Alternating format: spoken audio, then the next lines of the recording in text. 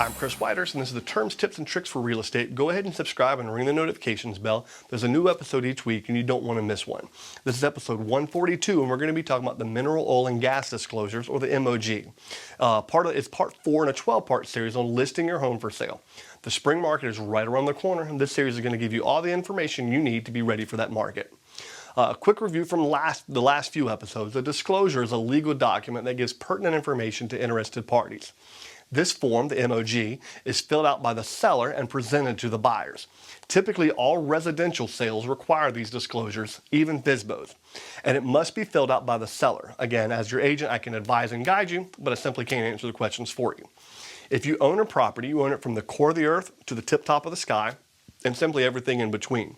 This includes any attached improvements like a house or barn, and of course, any mineral, oil, and gas that are part of the property already. The disclosure asks if you or even a previous owner have severed, given away, the rights to those minerals, oil, and gas.